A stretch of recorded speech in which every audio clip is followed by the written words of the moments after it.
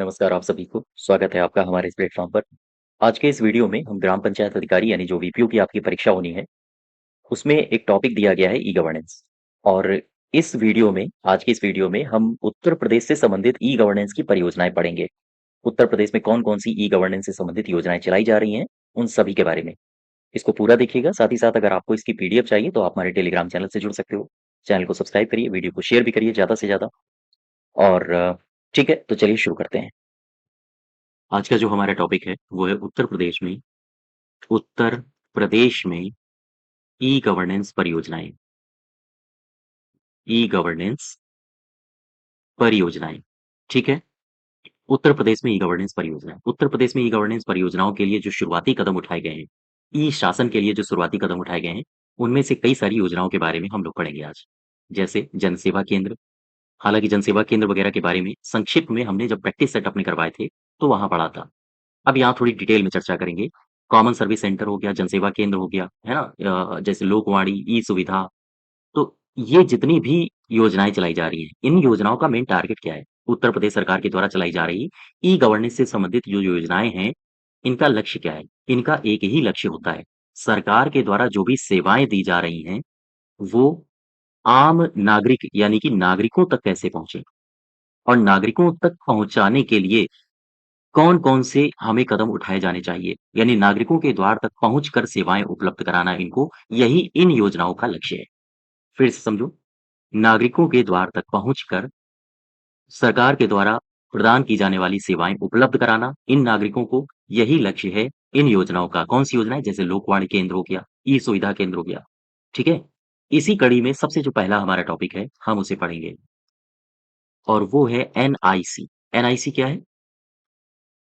National informatics centre, ठीक? National informatics centre NIC. अगर आपसे 3-4 क्वेश्चन जो आपसे पूछे जा सकते हैं नॉर्मली, इसमें सबसे पहला अगर क्वेश्चन पूछे कि इसकी स्थापना कब हुई थी, तो आप बताओगे 1976 में, 1976 में। इसे कौन-सा मंत्रालय रन कराता है? तो आप बताओगे ये किस मंत्रालय के अंडर में है? तो आप बताओगे इलेक्ट्रॉनिक्स और सूचना प्रौद्योगिकी मंत्रालय। ये मंत्रालय इसको रन करा रहा है। इसका टारगेट क्या है? इसका लक्ष्य क्या है? ये 3 सवाल तो आपको पता ही होने चाहिए। ये इसका टारगेट है, कोई भी अगर प्रौद्योगिकी जनित समस्या आ जाती है, चाहे वो केंद्र के पास आए या फिर राज्य के पास आए, तो उसके हल उपलब्ध कराना ही इसका मुख्य लक्ष्य है। तो हम लिख सकते हैं क्या? कि केंद्र और राज्यों को प्रौद्योगिकी से संबंधित हल उपलब्ध कराना। ये इसका मेन टारगेट है। बात समझ पा रहे हो? अच्छा, अब मैं बात करता हूँ उत्तर प्रदेश की। तो उत्तर प्रदेश में जो एनआईसी है, ये जो एनआईसी है नेशनल इन्फॉर्मेटिक्स सेंटर, एनआईसी के ही माध्यम से उत्तर प्रदेश के जो भी जिला कार्यालय हैं, उन जिला कार्यालयों में डिस्ट्रिक्ट इन्फॉर्मेशन सिस्टम प्रोग्राम को कंप्यूटरीकृत करने के लिए इस परियोजना को शुरू किया गया। अब जरा यहाँ से देखो, जो उत्तर प्रदेश से संबंधित बातें हैं, उनकी बात करते हैं। एनआईसी के माध्यम से ध्यान दीजिएगा हम उत्तर प्रदेश की बात कर रहे हैं। उत्तर प्रदेश के सभी जिला कार्यालयों में उत्तर प्रदेश के सभी जिला कार्यालयों में district information system program district information system program के तहत कंप्यूटरीकृत करने का कार्यक्रम शुरू किया गया, ठीक है? तो ये जो प्रोग्राम चलाया जा रहा है डिस्ट्रिक्ट इन्फॉर्मेशन सिस्टम प्रोग्राम के तहत कंप्यूटरीकृत उत्तर प्रदेश के जिला कार्यालयों को किया जा रहा है। जिला कार्यालयों को लगभग सभी कार्यालयों को कंप्यूटरीकृत किया जा रहा है और किसके माध्यम से? एनआईसी के माध्यम से। अच्छा, ये जो एनआईसी है, इससे संबंधित एक व्यक्ति हैं, उन व्यक्ति के बारे में याद रखो, उन्हीं के मार्गदर्शन में या हम कहें उन्हीं के प्रयासों से एनआईसी की स्थापना की गई थी और निकनेट नामक नेटवर्क भी अस्तित्व में आया था। आओ जरा समझ लेते हैं इनको। देखो, एक व्यक्ति हैं, ये व्यक्ति हैं काफ़ी चर्चित रहे हैं अपने ज़माने में, लेकिन आज हमारे बीच में नहीं है, स्वर्गीय एन शेषगिरी। स्वर्गीय एन शेषगिरी, इनका नाम याद रखना। स्वर्गीय एन शेषगिरी, इन्हीं के प्रयासों से एनआईसी की स्थापना की गई थी। हम कह सकते हैं कि स्वर्गीय एन शेषगिरी ने ही एनआईसी, नेशनल इन्फॉर्मेटिक्स सेंटर की स्थापना की थी। ठीक है? हालाँकि इन्होंने अकेले तो नहीं की थी, लेकिन इन्हीं के प्रयासों से की थी, तो यही मुखिया थे, तो इनका नाम आपसे पूछा जा सकता है। और इन्होंने ही भारत में NICNET, निकनेट नामक नेटवर्क प्रणाली को लागू किया। नेटवर्क प्रणाली को भी लागू किया था। ठीक है? इन्होंने भारत में निकनेट नामक नेटवर्क प्रणाली को भी लागू किया था। अच्छा, ये निकनेट है क्या? दरअसल ये निकनेट एक उपग्रह आधारित नेटवर्क है और ये संपूर्ण क्षेत्र को कवर करता है, या हम कहें संपूर्ण देश को कवर करता है। तो ये जो निकनेट है, ये 1987 में अपने अस्तित्व में आया था। ठीक है? लेकिन उत्तर प्रदेश की चूँकि हम बात कर रहे हैं, तो उत्तर प्रदेश में कौन-कौन सी परियोजनाएँ चलाई जा रही हैं ई-गवर्नेंस से संबंधित? तो ध्यान रखो, यहाँ से आपके एग्ज़ाम में प्रश्न पूछे जा सकते हैं। तो चलो उनको एक-एक करके समझ लेते हैं। उत्तर प्रदेश में ई-गवर्नेंस संबंधी परियोजनाएँ कौन-कौन सी हैं? उत्तर प्रदेश में ई-गवर्नेंस संबंधी परियोजनाएँ, ये कौन-कौन सी हैं? जैसे हम पढ़ेंगे भूलेख के बारे में, जैसे सृष्टि। तीसरी परियोजना चलाई जा रही है लोकवाणी। क्या है ये? एक-एक करके अभी समझते हैं। चौथी चलाई जा रही है ई-सेवा। 5वीं परियोजना चलाई जा रही है जन सुविधा केंद्र। ठीक है? छठी जो परियोजना है ई-सुविधा, और आप पढ़ोगे ई-सुविधा और सबसे इम्पोर्टेंट कोशवाणी। ये और कौन-सी है? लोकवाणी और जन सुविधा केंद्र। इन 3 पर ज़्यादा फ़ोकस करना। ठीक है? बाकी मैं बताने को तो सारी बताऊँगा। तो उत्तर प्रदेश में ई-गवर्नेंस संबंधी कौन-कौन सी परियोजनाएँ चलाई जा रही हैं? तो मुख्यतया और भी कई सारी चलाई जा रही हैं, लेकिन मुख्यतया इन परियोजनाओं पर आपको फ़ोकस करना है। ठीक? तो हमने अभी तक क्या-क्या पढ़ा है? एनआईसी, नेशनल इन्फॉर्मेटिक्स सेंटर, इसकी स्थापना कब हुई? एनआईसी के बारे में पढ़ा 1976 में, सूचना प्रौद्योगिकी मंत्रालय के अंतर्गत। लक्ष्य क्या है? केंद्र और राज्यों के मध्य जो भी प्रौद्योगिकी से संबंधित विवाद होते हैं या समस्याएँ आती हैं, उनको हल करना। और उत्तर प्रदेश की अगर हम बात करें, तो जिला कार्यालयों में कंप्यूटरीकृत जिला कार्यालयों को किया जा रहा है, डिस्ट्रिक्ट इन्फॉर्मेशन सिस्टम प्रोग्राम के माध्यम से, और इसमें सहायता ली जा रही है एनआईसी की। वहीं एनआईसी से संबंधित अगर किसी व्यक्ति का आपसे नाम पूछे, तो एन शेषगिरी, इन्होंने ही एनआईसी की स्थापना में महत्वपूर्ण योगदान दिया था, या आप ये भी कह सकते हो इन्होंने ही स्थापना की थी। ठीक है? और भारत में जो निकनेट की स्थापना हुई थी 1987 में, वो भी एन शेषगिरी के ही मार्गदर्शन में हुआ था। अच्छा, फिर इसके बाद उत्तर प्रदेश में ई-गवर्नेंस संबंधी योजनाओं को हम लोग देखते हैं। ये नया टॉपिक है और यहाँ आपको ज़्यादा फ़ोकस करना है। सबसे पहले हम लोग उठाएँगे इसमें से, कौन-सी उठा लें? लोकवाणी उठा लो, ठीक है? हाँ, सबसे पहले हम लोग उठाएँगे लोकवाणी को। लोकवाणी, ये क्या है? दरअसल ये अ, एक तरह की सुविधा देती है, जिससे नागरिक कोई भी शिकायत यहाँ पर दर्ज कर सकते हैं। शिकायत के मतलब, शिकायत से आशय है कि किसी भी प्रकार की अपनी समस्या या कोई भी वो सेवा लेना चाहें, वो यहाँ पर दर्ज कर सकते हैं। हालाँकि लोकवाणी के माध्यम से कई प्रकार की सेवाएँ दी जाती हैं, जैसे यहाँ आप आयु प्रमाण पत्र बनवा सकते हो, निविदा पत्र, जन्म प्रमाण पत्र, कुछ इस तरह की भी सेवाएँ दी जाती हैं। तो लोकवाणी क्या है? किस प्रकार की सुविधाएँ देती है? तो ध्यान रखिएगा, सबसे पहली बात, इस परियोजना के तहत इस परियोजना के तहत सरकार जनता की शिकायतों की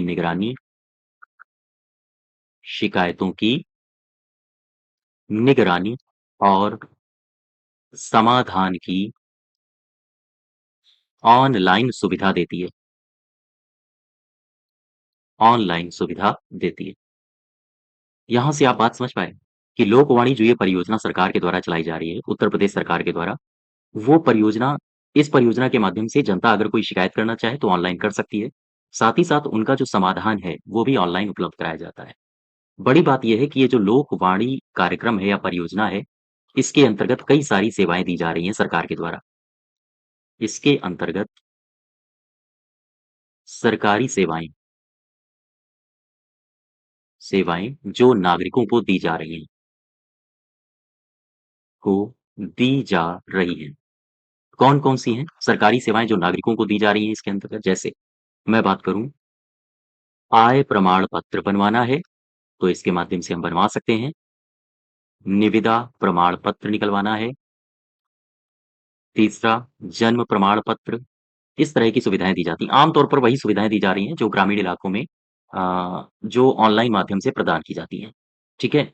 जैसे आपने जाति प्रमाण पत्र बनवाना है, तो वो भी आप बनवा सकते हो। जाति प्रमाण पत्र, जैसे आप निवास प्रमाण पत्र बनवाना चाहते हो, तो वो भी बनवा सकते हो। जैसे मैं बात करूँ, किसी की मृत्यु हो गई है, तो म मृत्यु प्रमाण पत्र बनवाना है, तो आप वो भी बनवा सकते हो। तो कई सारी प्रकार की योजनाएँ कई सारी प्रकार की सेवाएँ इस योजना के अंतर्गत दी जा रही हैं। लेकिन बड़ा प्रश्न ये है कि लोकवाणी ये शुरू कब किया गया? कहाँ से शुरू किया गया? तो यहाँ देखो, ये जो लोकवाणी है, ध्यान देना, ये इम्पोर्टेंट है, आप इसे नोट बना के लिखोगे। एक तारीख थी 9 नवंबर 2004, 9 नवंबर सन 2004। इसी तारीख से इसी सन से 2004 को इस योजना को उत्तर प्रदेश में शुरू किया गया। उत्तर प्रदेश में सीतापुर से शुरू किया गया। ठीक है। लोकवाणी कार्यक्रम को कब शुरू किया गया था? 2004 से। कहाँ से? सीतापुर से। सीतापुर से इसको शुरू किया गया और ये जो योजना है या ये जो कार्यक्रम है, जो ऑनलाइन सेवाएँ उपलब्ध कराता है नागरिकों को, ये दरअसल पीपीपी मॉडल की एक परियोजना है। पी मतलब पब्लिक प्राइवेट पार्टनरशिप, यानी सार्वजनिक निजी भागीदारी की एक परियोजना है। यह एक सार्वजनिक निजी भागीदारी परियोजना है। ठीक है। जो कितने जिलों में लागू है? सबसे पहले इसको शुरू किया गया था सीतापुर से और ये आज सभी 75 जिलों में लागू है। और सबसे खास बात, अगर आपने इस पोर्टल में यानी जो लोकवाणी है, अगर यहाँ पर आपने कोई शिकायत की है, तो 15 दिनों के भीतर 15 डेज़ के अंदर 15 दिनों के भीतर शिकायतों का निवारण होगा। ठीक है? यहाँ तक बात समझ पाए? तो ये बातें याद रखो लोकवाणी से। लोकवाणी क्या करती है? परियोजना है एक, इसमें सरकार कोशिश करती है कि जनता की शिकायतों की निगरानी हो सके और उनकी ऑनलाइन समस्या अ, उसे बताया जा सके ऑनलाइन रूप से। और साथ ही साथ ऑनलाइन तरीके से ये कई सारी सेवाएँ भी प्रदान करती है। आय प्रमाण पत्र हो, चाहे मृत्यु प्रमाण पत्र हो या जन्म प्रमाण पत्र हो, तो कई सारे प्रमाण पत्रों को भी ये जारी करती है। तो इस प्रकार की ये सुविधाएँ भी आम नागरिकों के लिए उपलब्ध कराती है। फिर इसके बाद आप याद रखोगे, ये जो लोकवाणी कार्यक्रम है या परियोजना है, इसको शुरू किया गया था सीतापुर से, उत्तर प्रदेश का एक जिला है। 2004 में इसको शुरू किया गया था, जो पीपीपी मॉडल के तहत कार्यान्वित किया जा रहा है। पीपीपी मतलब public private and partnership. Uttar Pradesh के सभी जनपदों में ये लागू है, ठीक है? यहाँ तक क्लियर हुआ? तो इस योजना में हाँ, इतनी बातें आप याद रखो। नेक्स्ट देखो, एक योजना है आपकी कौन-सी थी? वापस आओ। हुँ, लोकवाणी हो गई, अब ई-सुविधा देख लो, छठा ई-सुविधा, ठीक? ई-सुविधा, ये क्या है? ई-सुविधा, ई-सुविधा का उद्देश्य क्या है? क्यों शुरू की गई ई-सुविधा? दरअसल इसका उद्देश्य है, इसका भी उद्देश्य वही है जो नागरिकों को सेवाएँ प्रदान करे। अब जो भी सेवाएँ हैं, वो नागरिकों के द्वार तक लाई जाए। तो इसका उद्देश्य है क्या? इसका उद्देश्य है 3 तरह से, ध्यान देना। एक तो है G2C यानी गवर्नमेंट टू सिटीज़न, एक है G2B गवर्नमेंट टू बिज़नेस और B2C यानी गवर्नमेंट टू सिटीज़न। इनसे संबंधित जो भी सेवाएँ हैं, उन सेवाओं को ई-सुविधा परियोजना के अधीन लाया जाना ताकि नागरिक जो हैं, वो व्यवसायियों को सरकारी जो नागरिक और व्यवसायी हैं, वो सरकारी कार्यक्रम के या सरकारी कार्यालयों की अ का भ्रमण ना करें या हम कहें सरकारी कार्यालय या कार्यक्रम के भ्रमण की उन्हें आवश्यकता ना पड़े। तो कुल मिला के ई-सुविधा कार्यक्रम क्यों शुरू किया गया था? फिर से समझ लो। इसका मेन टारगेट था जी2सी, जी2सी का मतलब होता है गवर्नमेंट टू सिटीज़न, जी2बी इसका मतलब होता है गवर्नमेंट टू बिज़नेस, इसका मतलब होता है बिज़नेस टू टू सिटीज़न, ठीक है? तो ई-सुविधा कार्यक्रम क्यों शुरू किया गया? ताकि गवर्नमेंट टू सिटीज़न, सरकार और नागरिकों के मध्य जो सेवाओं का हस्तांतरण है, गवर्नमेंट टू बिज़नेस, बिज़नेस और सरकार के मध्य जो सेवाओं का हस्तांतरण है, और बिज़नेस टू सिटीज़न, ठीक है? इनके मध्य जो सेवाओं का हस्तांतरण है, तो इन सेवाओं को ई-सुविधा परियोजना के अधीन लाया जाए। क्यों लाया जाए? ताकि नागरिक और जो व्यवसायी हैं, उन्हें सरकारी कार्यक्रम के या सरकारी कार्यालयों के भ्रमण की आवश्यकता ना पड़े। ये है इसका मुख्य लक्ष्य। तो लिख लो ज़रा। इसका उद्देश्य क्या है? G to C, G to B और बी टू सी से संबंधित योजनाओं ना लिखो, सेवाओं लिखो। संबंधित सेवाओं को ई-सुविधा परियोजना के अधीन लाना, परियोजना के अधीन लाना। ध्यान देना, क्यों अधीन लाना? ताकि नागरिकों और व्यवसायियों को सरकारी कार्यालयों या कार्यक्रम के भ्रमण की आवश्यकता कम पड़े। ये इसका मेन टारगेट है, ये इसका मेन लक्ष्य है। तो अब प्रश्न ये उठता है कि इस सुविधा के तहत कौन-कौन सी सेवाएँ दी जा रही हैं? तो ई-सुविधा के तहत कई सारी सेवाएँ दी जा रही हैं। ई-सुविधा केंद्र के तहत या केंद्र पर प्रदान की जाने वाली सेवाएँ कौन-कौन सी हैं? तो ई-सुविधा केंद्रों पर कौन-कौन सी सेवाएँ प्रदान की जाती हैं? आम तौर पर आप लोग सभी लोग जानते होंगे, जैसे बिजली का बिल जमा करना, ठीक है? विद्युत बिल हो गया, या फिर हम कहें गृह कर, या फिर जल या फिर सीवर कर, इसका भुगतान करना हो, रेलवे टिकट आरक्षण की सुविधा हो, ये लेनी हो, या फिर तत्काल टिकट आरक्षण की सुविधा लेनी हो, या फिर बीएसएनएल टेलीफ़ोन का बिल भुगतान करना हो। तो इस प्रकार की कई सारी सेवाएँ हैं जो इस ई-सुविधा परियोजना के तहत दी जा रही हैं। यहाँ तक बात समझ पा रहे हो? इसमें ज़रा वापस आओ। ई-सुविधा परियोजना में आपको याद क्या रखना है? तो याद केवल और केवल इतना ही रखना है कि B to C, government to citizen, G to C government to citizen, G to B government to business, और B to C business to citizen से संबंधित कोई भी योजना हो, कोई भी सेवा हो, उसे ई-सुविधा परियोजना के अधीन लाना, ताकि नागरिक और व्यवसायियों को सरकारी कार्यालयों के चक्कर कम से कम लगाने पड़े और उनका काम आसानी से हो जाए। ठीक, यहाँ तक क्लियर है? हाँ, अब देखो, एक परियोजना है आपकी कोशवाणी, ठीक है? कोशवाणी, ये कोशवाणी क्या है? इसको भी समझो। दरअसल ये कोशवाणी जब आप सर्च करोगे, तो एक तरह से एक वेबसाइट है, और इसे कोशवाणी में, कोश का मतलब होता है फाइनेंस से संबंधित। तो कोशवाणी का मुख्य उद्देश्य है एक तरह से उत्तर प्रदेश में वित्तीय गतिविधियों को मेंटेन करना, या हम कह सकते हैं कि कोशवाणी परियोजना को राज्य के जो भी वित्तीय लेन-देन हैं, उनको बनाए रखने के लिए जो पारदर्शिता होती है, उसे बरकरार रखना। बात समझ पा रहे हो? तो कुल मिला के हम कह सकते हैं कि लोकवाणी क्या है? लोकवाणी उत्तर प्रदेश में, सॉरी, कोशवाणी है, लोकवाणी नहीं है। लोकवाणी तो मैं पढ़ चुका हूँ। कोशवाणी, कोशवाणी का मेन टारगेट क्या है, या मेन इसका मकसद क्या है?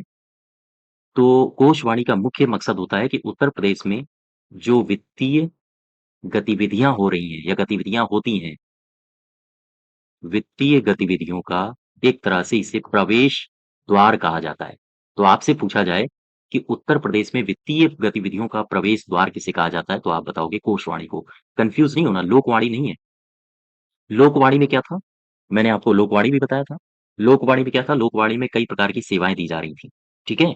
हाँ, जैसे जन्म प्रमाण पत्र बनवाना, मृत्यु प्रमाण पत्र बनवाना, और उसकी शुरुआत हुई थी सीतापुर से 2004 में। अच्छा, ये जो कोशवाणी है, इसमें क्या है? एक तरह से ये एक वेबसाइट है। यह एक क्या है? वेबसाइट। और इसी वेबसाइट पर जो भी सरकार के लेन-देन संबंधी कोई भी प्रक्रिया होती है, तो उसे इस वेबसाइट पर अपलोड कर दिया जाता है। तो आप आसानी से यहाँ पर देख सकते हो। इसका मेन टारगेट क्या है? मेन टारगेट है कोशवाणी परियोजना को बनाने का, ताकि जो सरकारी लेन-देन है, उनमें पारदर्शिता लाई जा सके। ठीक है? तो आपसे अगर पूछा जाए उत्तर प्रदेश में वित्तीय गतिविधियों का प्रवेश द्वार किसे कहा जाता है? तो आप बताओगे कोशवाणी को। क्या है इसका लक्ष्य? कोशवाणी परियोजना को राज्य के वित्तीय ध्यान देना, राज्य के वित्तीय लेन-देन को बनाए रखने के लिए एवं सरकारी लेन-देन में पारदर्शिता लाने के लिए विकसित किया गया। पारदर्शिता लाने के लिए इसे विकसित किया गया। ठीक है? तो कोशवाणी का मतलब क्या है? आपसे देखो, ऑप्शन में जो क्वेश्चन्स पूछे जाएँगे, उनमें एक तरह से स्टेटमेंट बना के ही पूछा जाएगा। ऊपर दिया होगा कोशवाणी का अर्थ है या कोशवाणी का संबंध निम्नलिखित में से किससे है? सरकारी सेवाएँ देना, एक एक तरह के उत्तर प्रदेश में वित्तीय गतिविधियों का द्वार है, या फिर कोशवाणी क्या है? तो उसमें और भी ऑप्शंस बना सकता है। ठीक है? तो हाँ, ये बातें याद रखो आप। नेक्स्ट देखो, नेक्स्ट है आपका भूलेख। ठीक है? भूलेख, ये क्या है? भूलेख दरअसल एक ऐसा पोर्टल है जहां पर किसी भी जमीन के बारे में आप सूचना ले सकते हो। मान लीजिए आप खरीदार हो जमीन के, या आप सेलर हो जमीन के, कोई जमीन का खरीदार है, और ये अगर कोई खरीदार है तो ये भूलेख पोर्टल में जाके किसी भी जमीन के बारे में सूचनाएं ले सकता है। ठीक है? तो भूलेख का उद्देश्य क्या है? इसका उद्देश्य है जमीन के मालिकों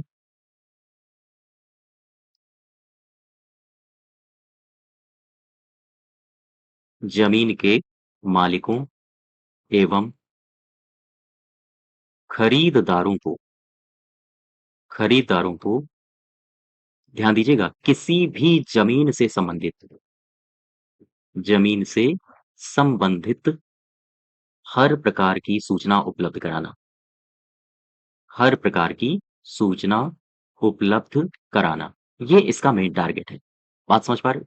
भूलेख का उद्देश्य क्या है? भूलेख का उद्देश्य अगर कोई जमीन है तो उसके मालिक और खरीदार को जमीन से संबंधित किसी भी प्रकार की सूचना हो वो उपलब्ध कराना। और ये उपलब्ध कैसे कराई जाएगी? एनआईसी के सहयोग से। तो एनआईसी के सहयोग से इस काम के लिए इस काम के लिए एक वेबसाइट बनाई गई है, इसी काम के लिए, ताकि लोग ज़मीन के बारे में जानकारी हासिल कर सकें। तो ये वेबसाइट कौन-सी बनाई गई है? इसका नाम है www.bhulegh.up.nic.in। ठीक है? तो आप भी अगर ज़मीन वगैरह को खरीदना चाहते हो, तो आप यहाँ पर जाके ऑथेंटिक जानकारी ले लो, इसके बाद फिर आप खरीदो। क्लियर है बात? तो भूलेख का काम केवल और केवल इतना है। भूलेख का काम क्या है? ज़मीन से संबंधित किसी भी प्रकार की जानकारी को कस्टमर तक उपलब्ध कराना। ये इसका मेन काम है, और इसको, ये जो पोर्टल है, इसको किसने डिज़ाइन किया था? तो ये एनआईसी है, इसी ने। वेबसाइट का नाम है उत्तर प्रदेश www bhulegh.up.nic.in। ठीक? अच्छा, इसमें और देखो, यानी कि इसमें जो मैंने आपको बताया था, ये जो भूलेख है, क्या मैंने बताया आपको? कुल मिला के भूमि के रिकॉर्ड को खरीदार के सामने प्रस्तुत कर देना। अब ज़रा देखो, एक बात समझो। ये जो भूलेख पोर्टल है, अगर मैं इसको एक शब्द में कहूँ, बात समझना, ये जो भूलेख हुँ, ये जो भूलेख वेब पोर्टल है, अगर मैं इसको एक लाइन में कहूँ, ये क्या है? तो पता है आप, इसको आप कह सकते हो कि ये एक तरह से जो उत्तर प्रदेश में भूमि है, भूमि के रिकॉर्ड को कंप्यूटरीकृत करता है, बात खत्म। उत्तर प्रदेश में उत्तर प्रदेश में भूमि के रिकॉर्ड को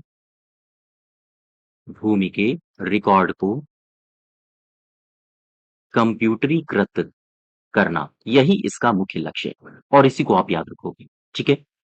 ये भूलेख वेब पोर्टल उत्तर प्रदेश में भूमि के रिकॉर्ड को कंप्यूटरीकृत करता है। तो ये जो भूमि, या हम कहें वेब आधारित भूमि दस्तावेज प्रणाली है, भूमि के दस्तावेज को, ये मान लीजिए कोई लैंड है, इसे वेबसाइट पर अपलोड कर देना ताकि कस्टमर्स इसकी जानकारी ले सकें। ये प्रक्रिया शुरू कब हुई? सभी तहसीलों में। तो ये प्रक्रिया शुरू हुई थी उत्तर प्रदेश में 2 मई 2016 को, या इसको एक नए पेज से लिख लो। हाँ, नोट्स ही बना लो आप। वेब आधारित वेब आधारित भूमि दस्तावेज भूमि दस्तावेज प्रणाली 2 मई, ध्यान दीजिएगा, 2 मई 2016 से इसे प्रारंभ हुई, ठीक है? वेब आधारित भूमि दस्तावेज प्रणाली कब से प्रारंभ हुई थी? 2 मई 2016, ये तारीख याद रखो। 2 मई 2016 को प्रारंभ हुई थी और उत्तर प्रदेश में इसे लगभग सभी तहसीलों में लागू किया जा चुका है, हर एक तहसील में। तो आप उत्तर प्रदेश में आप जब देखोगे, तो उत्तर प्रदेश में जो भी तहसीलें हैं, तहसीलों के अंतर्गत आने वाले जो भी भूखंड हैं, वो ग्राम हो, तालुका का नाम हो, वहाँ पर खसरा खतौनी की क्या स्थिति है, खसरा या खतौनी का नंबर क्या है, ये जितनी भी जानकारियाँ हैं, ये सारी की सारी जानकारियाँ भूलेख वेब पोर्टल में अपलोड कर दी गई हैं। ठीक है? तो यहाँ से आपको केवल और केवल 2-3 बातें ही याद रखनी है। भूलेख पोर्टल भूलेख पोर्टल का उद्देश्य क्या है? ज़मीन की जो भी जानकारी है वो पोर्टल में उपलब्ध कराई जाए। तो एक तरह से हम इसमें ये कह सकते हैं कि जो भूलेख पोर्टल है, उत्तर प्रदेश में भूमि के रिकॉर्ड को कंप्यूटरीकृत करने के लिए या किसे लॉन्च किया गया? तो आप बताओगे भूलेख को। फिर से समझ लो, उत्तर प्रदेश में भूमि के रिकॉर्ड को कंप्यूटरीकृत करने के लिए किसे लॉन्च किया गया है? भूलेख को। कब से ये योजना चलाई जा रही है? 2 मई 2016 से इस योजना को चलाया जा रहा है।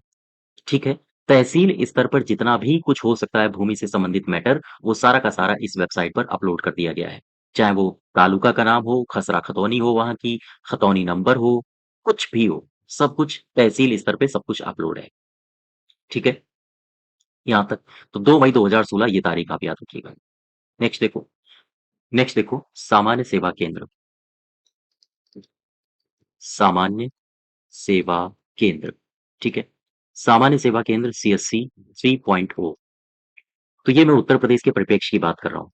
मैं अगर आपसे पूछूं कि मुझे बताओ Uttar Pradesh common service centre Uttar Pradesh common service centre की स्थापना ये कब हुई थी? तो आप बताओगे सन 2008 में, ठीक है? वहीं मैं सीएससी 3.0 योजना की बात करूं तो सीएससी 3.0 योजना ये कब शुरू हुआ था? 16 नवंबर 2020 से इसे 5 साल के लिए शुरू किया गया है। 16 नवंबर 2020 से इसे 5 साल के लिए इसे शुरू किया गया। ठीक। अच्छा, प्रत्येक जिले में ना जो अ, मैं कहूँ ई गवर्नेंस प्रदान करने के लिए जिला सेवा प्रदाता होते हैं और इन जिला सेवा प्रदाता को कहा जाता है डीएसपी। डीएसपी मतलब डिस्ट्रिक्ट सर्विस प्रोवाइडर। तो हर एक जिले में 2 जिला सेवा प्रदाता होते हैं। आप सोच लो उत्तर प्रदेश में 75 जिले हैं, तो हर एक जिले के लिए 2 जिला सेवा प्रदाता हैं। जैसे मैं बात करूँ लखनऊ की, तो लखनऊ में एक जिला सेवा प्रदाता है यहाँ पर सीएससी वाई-फाई चौपाल और एक है एसआरईआई इंफ्रास्ट्रक्चर फाइनेंस लिमिटेड। तो ये 2 जिला सेवा प्रदाताएँ हैं।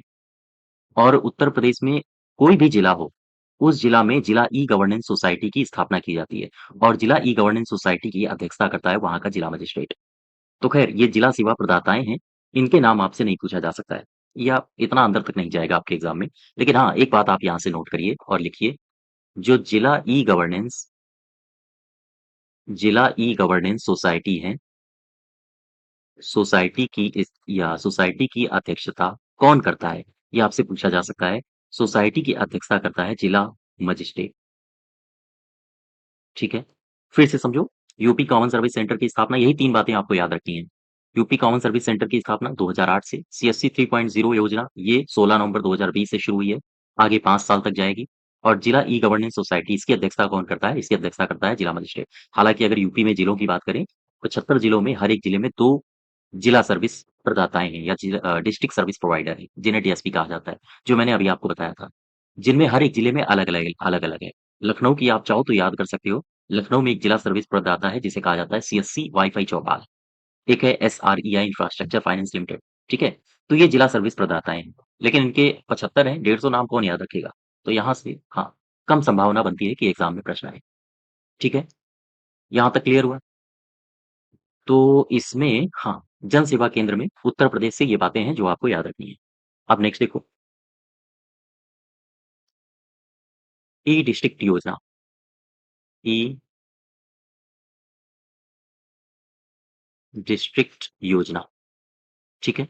ई डिस्ट्रिक्ट योजना, ये योजना कब अस्तित्व में आई? सबसे पहला प्रश्न तो यही बनता है। इस योजना को किसके अंतर्गत शुरू किया गया है? दूसरा प्रश्न ये बनता है और ये योजना किन-किन लक्ष्यों को साध रहा है? ये 3 प्रश्न बनते हैं। ई डिस्ट्रिक्ट परियोजना मैं बात कर रहा हूँ उत्तर प्रदेश के परिप्रेक्ष्य में। तो अब मुझे ये बताओ, ये जो परियोजना है, ई डिस्ट्रिक्ट परियोजना, इस परियोजना को किस प्लान के तहत शुरू किया गया था? तो ध्यान रखिएगा, national e-governance national e-governance action plan के अंतर्गत इस योजना को शुरू किया गया। इस योजना को शुरू किया गया। सबसे पहला प्रश्न तो यही बना कि ये जो ई डिस्ट्रिक्ट परियोजना है, ये नेशनल ई गवर्नेंस प्लान के तहत इसको शुरू किया गया था। उत्तर प्रदेश की मैं बात करूँ, यूपी में, तो यूपी में ये कब शुरू हुआ? तो 2007-2008 से इसे शुरू किया गया। 2007-2008 में सबसे पहले 6 जनपदों में इसे शुरू किया गया था। 6 जनपदों में इसे शुरू किया गया। ठीक है?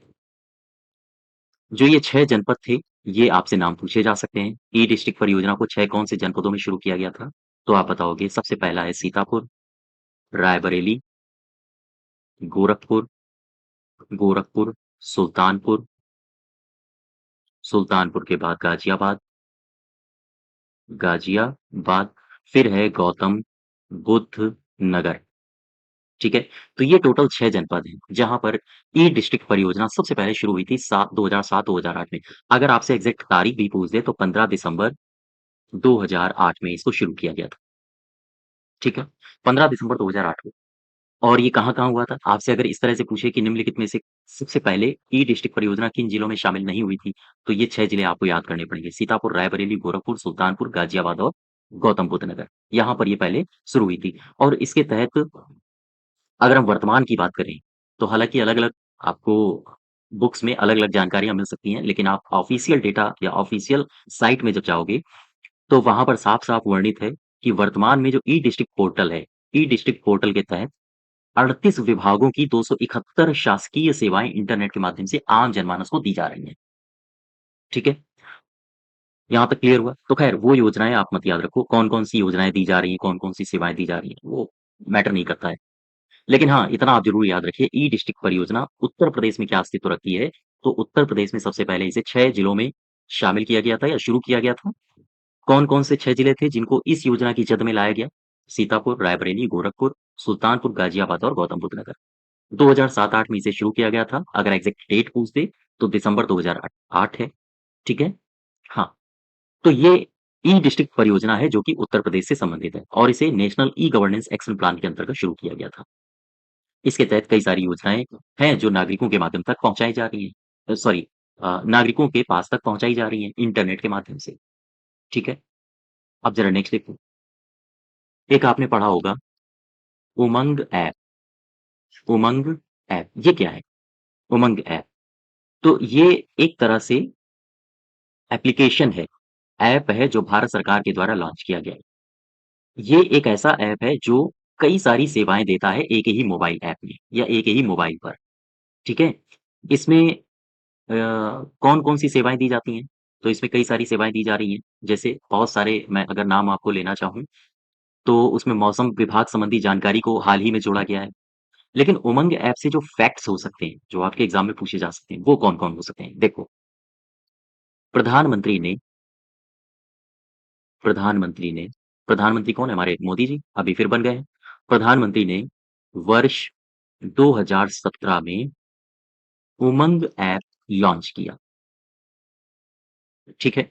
ये तारीख आप याद रखो, ये वर्ष याद रखो, 2017 में इसे लॉन्च किया गया।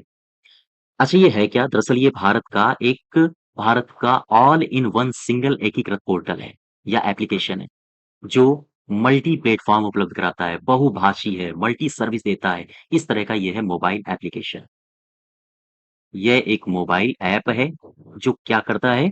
जो सुरक्षित है, किसी प्रकार से हार्म नहीं पहुँचाएगा आपके डिवाइस को, जो मल्टी प्लेटफ़ॉर्म है, ठीक है? जो बहुभाषी है, बहुत सारी भाषाओं में ये उपलब्ध है, जो मल्टी सर्विस है, बहुत सारी सेवाएँ देता है, चाहे मौसम संबंधी हों या किसी भी प्रकार की हों। यह सुरक्षित है, यह साथ ही साथ मल्टी चैनल है। तो एक प्रकार का मोबाइल ऐप है जो सुरक्षा के साथ-साथ मल्टी प्लेटफ़ॉर्म है, बहुत सारी भाषाओं में ये उपलब्ध है, यहाँ पर आप बहुत सारी सेवाओं का लाभ ले सकते हो, बहुत सारे यहाँ पर चैनल्स हैं। अब एक ख़ास बात ये है कि ये जो उमंग ऐप है, उमंग ऐप, इसमें याद रखने वाली क्या बात है? देखो, इसका पूरा नाम आपसे पूछा जाता है या पूछा जा सकता है, उमंग ऐप। तो याद रखो इसका पूरा नाम क्या है? Unified mobile application, unified mobile application for new age governance. ये इसका पूरा नाम है, इसको याद रखिएगा। Unified mobile application for new age governance. ठीक है? और एक तरह से इसका विकास किसने किया? अगर आपसे ये पूछ दे कि इस एप्लीकेशन ऐप का विकास किसने किया है, तो आप बताओगे ये बातें हैं जो आपको याद रखनी है। यही बातें हैं इंपॉर्टेंट, ठीक है?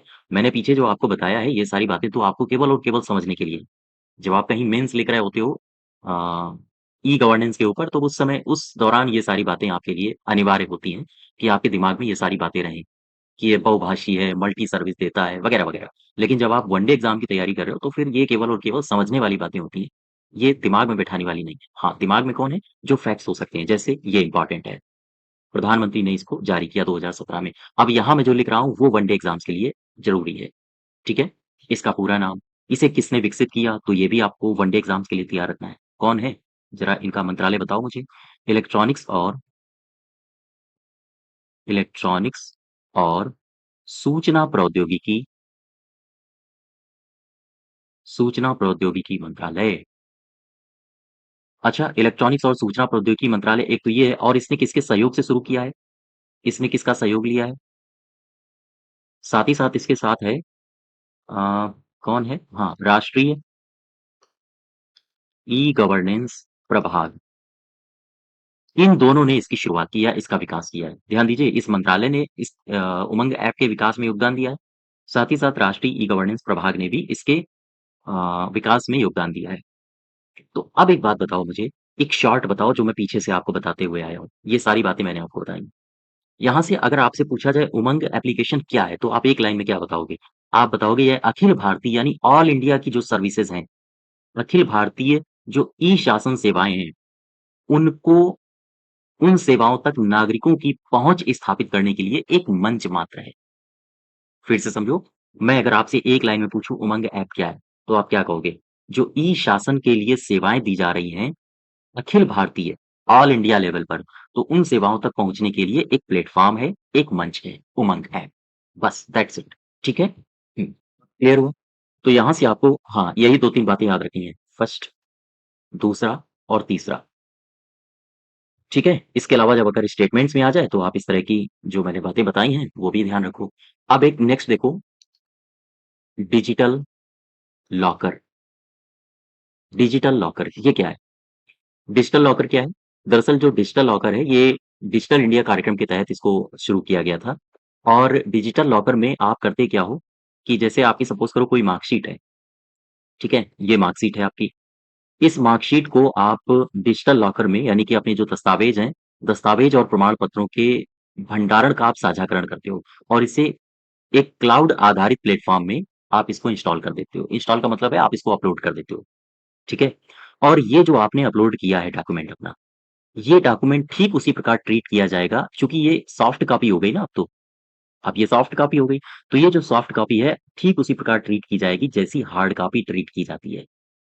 तो डिजिटल लॉकर क्या है? डिजिटल लॉकर एक ऐसा प्लेटफ़ॉर्म है, क्लाउड आधारित प्लेटफ़ॉर्म है, जो दस्तावेज़ों और प्रमाण पत्रों के भंडारण और साझाकरण के लिए उपलब्ध होता है। बात समझ पा रहे हो आप हमारी? ठीक है? हाँ, तो अब इसमें डिजिटल लॉकर में लिख लो। सबसे पहले आप मुझे ये बताओ ये विकसित किसने किया था? तो ध्यान रखो, ये है डिजिटल इंडिया, ये डिजिटल इंडिया कार्यक्रम के तहत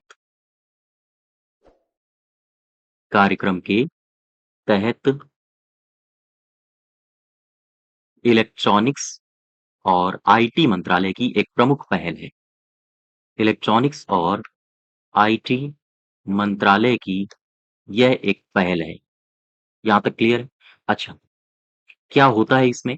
इसमें समझ तो गए होंगे कि अपने जो आप जो डॉक्यूमेंट्स लिए हो हार्ड कॉपी के रूप में, उनको क्लाउड प्लेटफ़ॉर्म पर सॉफ्ट कॉपी के माध्यम से या सॉफ्ट कॉपी के रूप में उन्हें अपलोड किया जाना। ठीक है? तो लिख सकते हो यहाँ पर, यह दस्तावेज़ों का और प्रमाण पत्रों का या प्रमाण पत्रों के भंडारण, साझाकरण, सत्यापन के लिए भंडारण, साझाकरण और सत्यापन के लिए एक सुरक्षित, ध्यान दीजिएगा, सुरक्षित क्लाउड आधारित प्लेटफ़ॉर्म है, आधारित प्लेटफ़ॉर्म है। यानी ये क्लाउड आधारित प्लेटफ़ॉर्म है जहाँ पर आप अपने डॉक्यूमेंट्स को सत्यापित करवाते हो, साझा करते हो या फिर उन्हें जमा करते हो। अब एक खास बात ये है कि ये जो डिजिटल लॉकर में मान लीजिए आपने कोई डॉक्यूमेंट को जमा किया, तो ये जो सॉफ्ट कॉपी है, ये ठीक उसी प्रकार ट्रीट की जाएगी जैसी एक हार्ड कॉपी ट्रीट की जाती है। तो क्या इसका वर्णन कहीं किसी नियम में है? तो आप कहोगे हाँ है। ये इम्पोर्टेंट है, आप इसको नोट करिए, याद रखिए इसको। क्या है? एक नियम है, सूचना प्रौद्योगिकी नियम, सूचना प्रौद्योगिकी नियम 2016। ये नियम बनाया गया और इसका इसका एक नियम संख्या है 9 का ए, 9 का ए। इस नियम में कहा गया है, ध्यान दीजिएगा यहाँ पर, इस नियम में कहा गया है कि जो डिजी लॉकर है, डिजी लॉकर प्रणाली में जारी किए गए दस्तावेजों, डिजी लॉकर प्रणाली में जारी किए गए दस्तावेजों को मूल भौतिक दस्तावेज के बराबर माना जाएगा, के बराबर माना जाएगा। ये बात समझ पाए आप? ये नियम संख्या पूछी जा सकती है, मैंने इसीलिए आपको ये लिखा है कि ये जो सॉफ्ट कॉपी है, ये भौतिक दस्तावेज जो आप अपने हाथ में पकड़े हो हार्ड कॉपी, ये ठीक उसी प्रकार से माना जाएगा। ये कहाँ पर लिखा है?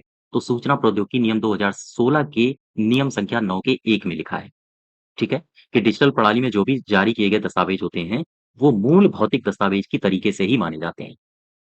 अब ज़रा इसमें जो फैक्ट्स हैं डिजी लॉकर में, उससे संबंधित जानकारी थोड़ी-सी आपको पता होनी चाहिए और ये मोस्ट इम्पोर्टेंट बातें हैं, ठीक है? सबको बोल जाना लेकिन इन बातों को मत भूलना। सबसे पहले देखो, सबसे पहली बात, जो हमारे प्रधानमंत्री हैं, प्रधानमंत्री ने फरवरी 2015 में फरवरी 2015 में डिजिटल लॉकर का बीटा संस्करण जारी किया, ठीक है? दूसरी खास बात क्या है?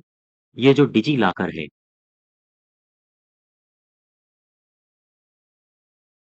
डिजी लॉकर डिजी लॉकर का उपयोग करने के लिए अगर आप डिजी लॉकर का उपयोग करना चाहते हो, तो फिर सपोज़ करो आप अगर कोई उपयोग करता हो, तो फिर आपके पास आधार नंबर होना ही चाहिए। यानी डिजी लॉकर का उपयोग के लिए या उपयोग करने के लिए आधार नंबर की आवश्यकता होती है, ठीक है? आधार नंबर की आवश्यकता होती है। तीसरी खास बात क्या है?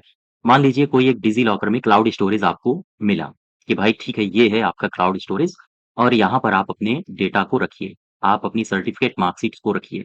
तो एक खास बात याद रखो, इसका स्टोरेज कितना होगा? सपोज़ करो आपने यहाँ पर फ़ाइल अपनी डाउनलोड करनी या अपनी यहाँ पर अपलोड करनी शुरू कर दी। अब इसकी क्षमता है ही नहीं, ये जो क्लाउड स्टोरेज है। मान लो ये इसकी क्षमता है 10 एमबी की और आपने यहाँ पर 50 एमबी की अपलोड करनी है, तो फिर क्या करोगे? तो यहाँ पर एक निश्चित क्षमता दी जाती है। तो ध्यान दीजिएगा, इसके तहत सबसे जो पहले क्षमता दी जाती थी जब इसकी शुरुआत हुई थी, वो थी 100 एमबी की स्टोरेज क्षमता। यानी कि शुरुआत में या हम कहें पहले 100 एमबी की स्टोरेज क्षमता दी जाती थी, ठीक है? लेकिन अब क्या होता है? आज वर्तमान में 1 जीबी की स्टोरेज क्षमता दी जा रही है, स्टोरेज क्षमता दी जा रही है, ठीक है? ये मैं बात कर रहा हूँ वर्तमान की। और एक खास बात, आप अगर इसमें स्टोर करते हो ना कोई फ़ाइल, तो वो फ़ाइल कम से कम 10 एमबी अ, की ही होनी चाहिए। यानी कि 10 जो भी फ़ाइल आप यहाँ पर स्टोर करोगे, वो 10 एमबी से बड़ी होनी चाहिए, छोटी नहीं होनी चाहिए। तो ख़ैर बहुत सारी बातें लिखने की आवश्यकता नहीं, केवल आप स्टोरेज क्षमता याद रखो। ये जो प्रधानमंत्री नरेंद्र मोदी जी ने डिजिटल लॉकर का बीटा संस्करण जारी किया है, इसके संबंध में जो जानकारियाँ हैं या डिजी लॉकर के संबंध में जो जानकारियाँ हैं, वो ये हैं। डिजी लॉकर का आपको अगर उपयोग करना है, तो आपके पास आधार नंबर होना चाहिए, इसमें जो स्टोरेज क्षमता आपको प्रदान की जाती है, सबसे पहले वो प्रदान की जाती थी 100 एमबी की, लेकिन आजकल 1 जीबी की स्टोरेज क्षमता दी जा रही है, ठीक है? हाँ, तो इसमें ये जो डिजी लॉकर है, इसमें ये बातें याद रखो। सबसे पहले याद रखो किसने शुरू किया था, किसकी पहल है, तो डिजिटल इंडिया कार्यक्रम के तहत इलेक्ट्रॉनिक्स और आईटी मंत्रालय की ये एक पहल है।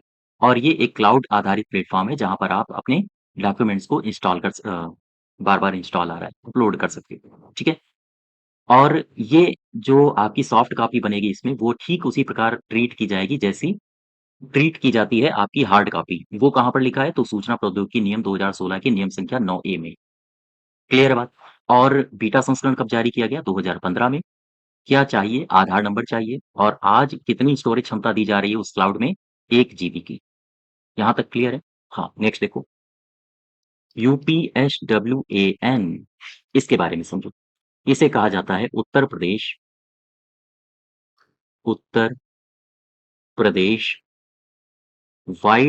State wide area network. यानी कि हम पढ़ेंगे इसमें यूपीएसडब्ल्यूएएन स्वान 2.0, ठीक है? मैंने यूपी स्वान के बारे में बताया था, एसडब्ल्यूएएन। इसका मतलब क्या होता है? Uttar Pradesh state wide area network. यानी हम कह सकते हैं Uttar Pradesh wide area network. क्या है ये? Uttar Pradesh wide area network क्या है? ये दरअसल एक ऐसा प्लेटफ़ॉर्म है या ये हम कहें ये एक ऐसा नेटवर्क का प्लेटफ़ॉर्म है। इसी के माध्यम से जो उत्तर प्रदेश में जो भी डेटा है, आवाज़ है, वीडियो को सुरक्षित और तेज़ संचार किया जाता है। साथ ही साथ इसके द्वारा जो उत्तर प्रदेश में सभी विभाग हैं, जैसे सरकारी विभाग हो गए, वहाँ पर सूचनाओं को पूरा किया जाता है। सूचनाओं के आदान-प्रदान को पूरा किया जाता है। ठीक है? तो इसमें ये है क्या? इसमें आप 2-3 बातें आप जान लो। इसके बाद फिर हम इसमें जो पूछे जाने वाले फैक्ट्स हो सकते हैं, उनकी चर्चा करेंगे। ये है एक आधार नेटवर्क है, ठीक है? क्या होता है? तो इसके माध्यम से पूरे राज्य में डेटा, आवाज़ और वीडियो के सुरक्षित और तेज़ संचार के लिए प्रयोग किया जाता है। तेज़ संचार के लिए प्रयोग किया जाता है। ठीक है? यहाँ तक क्लियर हुआ? तो स्टेट वाइड एरिया नेटवर्क क्या है? दरअसल ये एक नेटवर्क है जिसके माध्यम से हम डेटा को, वीडियो को या फिर कोई भी साउंड हो रिकॉर्डिंग हो, आप उसको तेज़ संचारित कर सकते हो और आम तौर पर ये उत्तर प्रदेश के सरकारी विभागों में सूचना संचार की आवश्यकताओं को पूरा करता है। ठीक है? यहाँ तक क्लियर हुआ? तो आगे एक बात और लिख लो। इसके द्वारा इसके द्वारा सभी सरकारी विभागों की सभी सरकारी विभागों की सूचना संचार आवश्यकताओं को आवश्यकताओं को पूरा किया जाता है। ठीक है? पूरा किया जाता है। यहाँ तक तो क्लियर है। अब एक बात समझो, ये जो मैंने लिखाया था आपको यूपी स्वान, UP Uttar Pradesh wide area network, ये कौन चला रहा है? इसमें सेवाएँ कौन प्रदान करता है? चूँकि नेटवर्क है, तो नेटवर्क संबंधी सेवाएँ कोई न कोई तो प्रदान करता होगा। आओ ज़रा समझ लेते हैं। इसमें कौन-कौन है? ये इम्पोर्टेंट है, आप यहाँ से याद रखोगे। ठीक है? क्या-क्या है? आओ देखो। ये जो Bharti Airtel Bharti Airtel limited को इसके लिए प्रबंधित सेवा प्रदाता चुना गया है। सेवा प्रदाता चुना गया है, ठीक है? यानी यूपी स्वान के लिए प्रबंधित सेवा प्रदाता कौन है? तो वो है भारती एयरटेल, ठीक? अच्छा, ये जो भारती एयरटेल लिमिटेड, ये जो परियोजना चलाई जा रही है, परियोजना यूपी स्वान 2.0, ठीक है? याद याद रखिएगा, भारती एयरटेल लिमिटेड को परियोजना यूपी स्वान 2.0 के लिए इसे क्रियान्वयन एजेंसी बनाया गया है। ये जो है, ये इस परियोजना के लिए क्रियान्वयन एजेंसी है। स्वान 2.0 के लिए क्रियान्वयन एजेंसी है, ठीक है? याद रखोगे आप? तो ये 2 बातें आप याद रखो। सबसे पहली बात, भारती एयरटेल लिमिटेड को इसका जो सेवा प्रदाता किसे चुना गया है? भारती एयरटेल को। और यूपी स्वान 2.0 के लिए क्रियान्वयन एजेंसी कौन-सी है? वो यही है भारती एयरटेल, ठीक है? तीसरी बात एक और याद रखो, आप चाहो तो याद रखना, चूँकि उत्तर प्रदेश सरकार की ये योजना है, तो उत्तर प्रदेश सरकार, यूपी टेस्को और भारती एयरटेल के मध्य, इन 3 कंपनियों के मध्य इसमें सहयोग हुआ है, समझौता हुआ है, ठीक है? तो याद रखो, यूपी सरकार, उत्तर प्रदेश सरकार प्लस यूपी टेस्को, क्या होता है यूपी टेस्को, अभी हम लोग आगे चर्चा करेंगे। और साथ ही साथ भारती एयरटेल के बीच इस परियोजना के लिए समझौता हुआ है, ठीक है? समझौता हुआ है। यहाँ तक क्लियर है? तो इसमें यूपी स्वान में आपको क्या-क्या याद रखना है? सबसे पहले ये जो इसके लक्ष्य हैं, वो तो आप याद ही रखिए। साथ ही साथ जो सबसे महत्वपूर्ण बातें हैं याद रखने लायक, वो ये हैं कि यूपी स्वान के लिए जो सेवा प्रदाता चुना गया है, वो चुना गया है भारती एयरटेल को। ठीक है? यूपी स्वान 2.0 के लिए क्रियान्वयन एजेंसी किसे चुना गया है? अब भी आप बताओगे भारती एयरटेल को, ठीक? और इसके लिए एयरटेल, टेस्को और यूपी सरकार के मध्य इसमें समझौता हुआ है। यहाँ तक क्लियर है? अब एक पोर्टल और देखो, इसका नाम भी आपने शायद सुना हो, मेरी सरकार। मेरी सरकार, ये क्या है? इसको बोलते हैं माई जीओवी, ठीक है? सुना होगा इसके बारे में आपने। क्या है ये माई जीओवी? दरअसल ये एक प्लेटफ़ॉर्म है जिसमें सिटिज़न्स को एंगेज किया जाता है, ताकि किसी भी प्रकार की अगर सरकारी योजना आ रही है या जन कल्याण के मुद्दे हैं, तो उनमें आम लोगों की राय ली जा सके। दरअसल ये हम कह सकते हैं कि एक प्रकार का ऐसा प्लेटफ़ॉर्म है जहाँ लोग अपनी राय व्यक्त कर सकते हैं। तो क्या आप इसके बारे में लिखोगे? इसके बारे में लिखोगे, इसे भारत सरकार के भारत सरकार के सिटीज़न, ध्यान दीजिएगा शब्द अब मैं जो लिख रहा हूँ, सिटीज़न एंगेजमेंट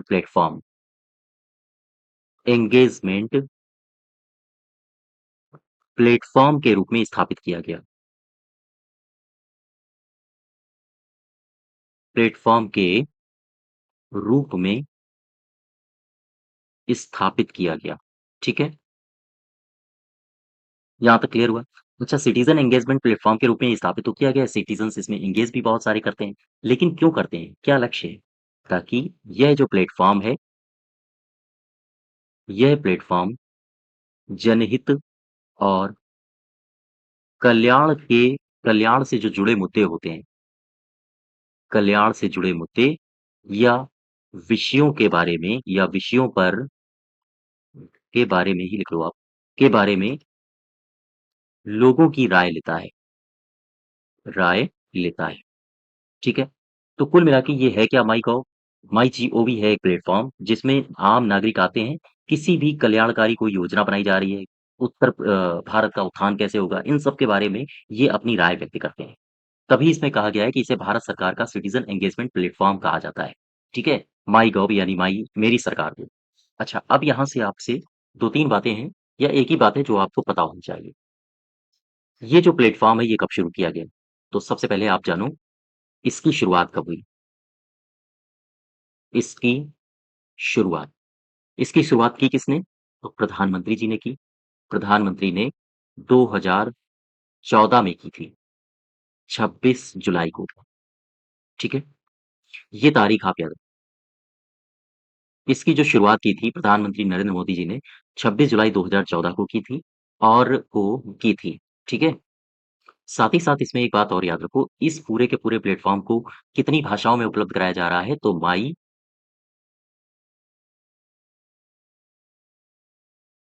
तो याद रखो, ये जो माई जीओवी है, माई जीओवी प्लेटफ़ॉर्म को 12 भाषाओं में उपलब्ध कराया गया है। 12 भाषाओं में उपलब्ध कराया गया, ठीक है? यहाँ तक क्लियर है? तो इसकी शुरुआत कब हुई? बस आप इतनी बात याद रखो और बाकी ये है क्या? इसका पूरा लक्ष्य क्या है? तो लक्ष्य है भारत में सिटीज़न एंगेजमेंट प्लेटफ़ॉर्म है, जहाँ पर लोग अपनी राय किसी भी मुद्दे पर रख सकते हैं, जो जन कल्याणकारी हैं, साथ ही साथ जनहित के लिए मुद्दे हैं, वहाँ पर लोग अपनी राय रख सकते हैं। शुरुआत कब हुई? केवल और केवल आप इस पर फ़ोकस करिएगा, ठीक है? हाँ, नेक्स्ट देखो, नेक्स्ट है आपका ई-हॉस्पिटल, ई-हॉस्पिटल, ठीक है? ई-हॉस्पिटल, क्या है ये ई-हॉस्पिटल? इसके बारे में देखो, ई-हॉस्पिटल से सीधा-सा अर्थ है, आप अगर समझ पा रहे होंगे, इलेक्ट्रॉनिक हॉस्पिटल यानी कि हॉस्पिटल आपके मोबाइल में मौजूद होगा। अच्छा, मोबाइल में मौजूद होगा तो इसका आशय क्या है? इसका आशय ये है कि एनआईसी जो है, वो देश भर में ई-अस्पताल परियोजना ये विकसित करने की इसकी योजना है। तो अब ऐसी स्थिति में जो आपके जो डॉक्टर्स होंगे, वो डिजिटल प्लेटफ़ॉर्म पर उपलब्ध होंगे, है ना? जैसे आपने कई सारे आपने भी कई सारी इन इस तरह की सेवाओं का लाभ उठाया होगा कि डॉक्टर्स आपको एडवाइस देते हैं ऑनलाइन माध्यम से। तो ई-हॉस्पिटल इसको विकसित किसने किया है? सबसे पहला क्वेश्चन तो ये है। ई-हॉस्पिटल को विकसित करने का पूरा श्रेय जाता है इलेक्ट्रॉनिक्स इलेक्ट्रॉनिक्स और सूचना प्रौद्योगिकी मंत्रालय,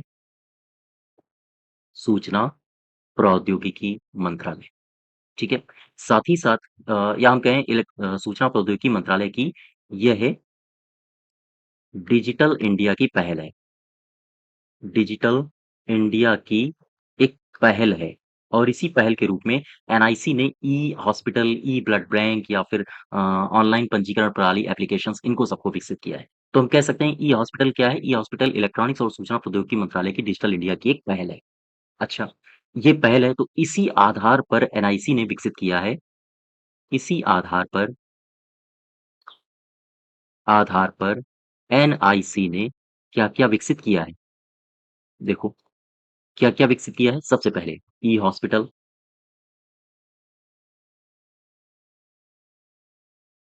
ई-हॉस्पिटल, साथ ही साथ और क्या विकसित किया है? ई-ब्लड बैंक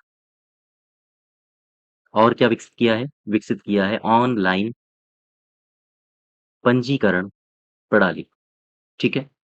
ऑनलाइन पंजीकरण प्रणाली यानी कि ओआरएस कहा जाता है इसे। इन सब एप्लीकेशंस को विकसित किया है। इन एप्लीकेशंस को विकसित किया है, ठीक है?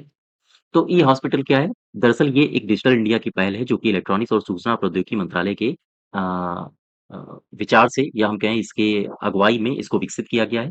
साथ ही साथ एनआईसी ने और क्या-क्या विकसित किया है? जैसे ई-हॉस्पिटल हो गया, इस ई-ब्लड बैंक इस एप्लीकेशन को भी विकसित किया है, ठीक है? और ऑनलाइन पंजीकरण पोर्टल या ऑनलाइन पंजीकरण प्रणाली इसे भी विकसित किया है एनआईसी ने।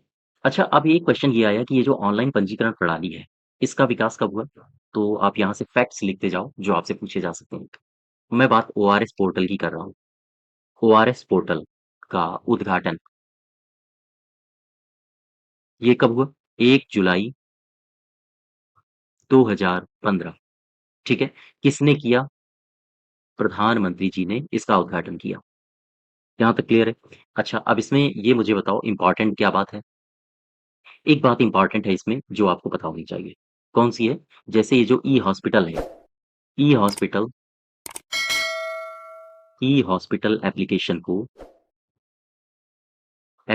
को एनआईसी नेशनल इन्फॉर्मेटिक्स सेंटर की बात कर रहा हूँ। एनआईसी के एक इसका राष्ट्रीय क्लाउड है, क्लाउड स्टोरेज है जिसका नाम है मेघराज, ठीक है? तो वहाँ पर इसको होस्ट किया जाता है। तो आपसे ये पूछ सकता है कि ई-हॉस्पिटल एप्लीकेशन को एनआईसी के राष्ट्रीय क्लाउड मेघराज ये इसको याद रखो, ठीक? राष्ट्रीय क्लाउड मेघराज पर होस्ट किया जाता है होस्ट किया जाता है। ठीक है? ये बात याद रखो, अगर आपसे पूछे ई-हॉस्पिटल एप्लीकेशन को किस प्लेटफ़ॉर्म पर होस्ट किया जाता है, तो आप बताओगे या किस क्लाउड पर होस्ट किया जाता है, तो मेघराज पर हो इसे होस्ट किया जाता है और इसको किसने विकसित किया था? तो एनआईसी का ये है एक राष्ट्रीय क्लाउड सेंटर या राष्ट्रीय क्लाउड प्लेटफ़ॉर्म। ठीक है यहाँ तक? क्लियर है? अच्छा, ये जो ई-हॉस्पिटल है परियोजना, इसका उद्देश्य क्या है? इस योजना का उद्देश्य ई-हॉस्पिटल परियोजना का उद्देश्य क्या है? सबसे पहली बात, एनआईसी ने देश भर में ध्यान दीजिएगा, एनआईसी ने देश भर में नागरिकों के स्वास्थ्य और सेवाओं की नागरिकों के स्वास्थ्य और सेवाओं की उपलब्धता में सुधार करने के लिए इस योजना को शुरू किया इस योजना को शुरू किया है, ठीक है? तो ये जो ई-हॉस्पिटल परियोजना है, इसे किसने शुरू किया है? तो एनआईसी ने शुरू किया है, ताकि देश भर के जितने भी नागरिक हैं, उन्हें सेवाओं की जद में लाया जा सके सरकार के द्वारा जो भी सेवाएँ विकसित की गई हैं, उन्हें उस अधिकार क्षेत्र में लाया जा सके। अच्छा, ई-हॉस्पिटल जो प्रणाली है, ये एक वन स्टॉप समाधान है, जो कि काम क्या करती है, जैसे मरीज़ हैं, अस्पताल हैं, डॉक्टर हैं, इन सबको एक ही डिजिटल प्लेटफ़ॉर्म पर जोड़ना इसका काम है। जैसे ये एक प्लेटफ़ॉर्म बना दिया गया, अब इसमें मरीज़ भी है, ठीक है? इसमें डॉक्टर भी है, इसमें आपके जो अस्पताल भी हैं, सबको एक ही प्लेटफ़ॉर्म पर लाता है। बात समझ पा रहे हो? तो इसका मेन टारगेट क्या है? मेन लक्ष्य क्या है? इन तीनों लोगों को एक प्लेटफ़ॉर्म पर लाना। किसे? तो याद रखो ई-हॉस्पिटल,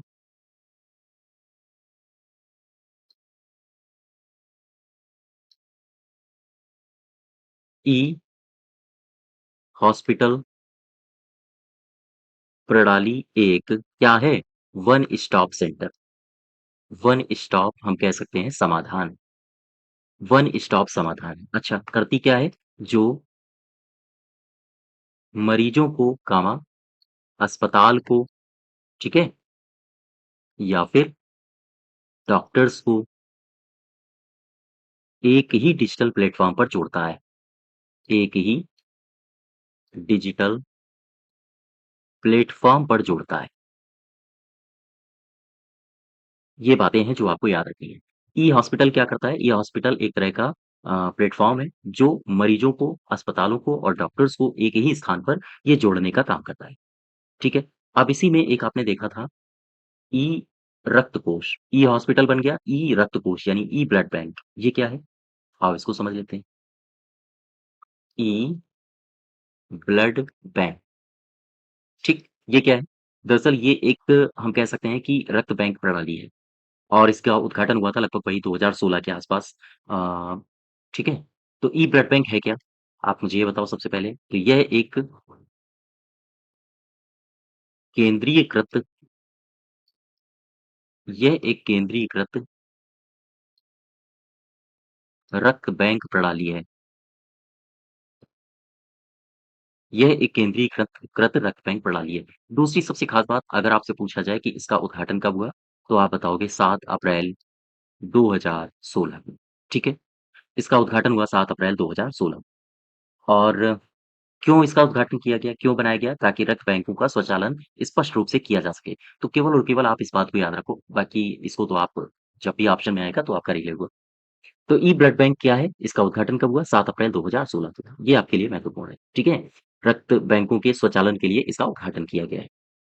नेक्स्ट देखो, एक प्लेटफ़ॉर्म के बारे में आपने पढ़ा होगा, इसका नाम है प्रगति, ठीक है? प्रगति, क्या है ये? इसके बारे में समझो, PRAGATI इसका मतलब होता है आपसे फुल फॉर्म भी इसका पूछा जा सकता है, तो आप बताओगे proactive governance and timely implementation, timely implementation. तो ये इसका पूरा नाम है प्रगति का। तो ध्यान रखिएगा प्रगति के बारे में आपसे पूछा जा सकता है इसका फुल फॉर्म। अच्छा, अगर हम इसको हिंदी में कहें कि हिंदी में इसका पूरा नाम क्या है? तो आप बताओगे सक्रिय शासन और समय पर क्रियान्वयन, समय पर क्रियान्वयन। ये इसका पूरा नाम है। क्यों इसको स्थापित किया गया? इसका लक्ष्य क्या है? क्यों इसको एस्टैब्लिश किया गया था? प्रगति को क्यों लाया गया था? ताकि जो जनता की शिकायतें हैं, उनका समाधान हो सके। ठीक है? तो ध्यान रखिएगा इसका इसका लक्ष्य क्या है? या हम कहें आपसे पूछा जाए इसका उद्देश्य क्या है? तो आप क्या बताओगे? आप बताओगे जनता की शिकायतों जनता की शिकायतों का समाधान करना और साथ ही साथ जो सरकारी परियोजनाएँ हैं, ठीक है? सरकार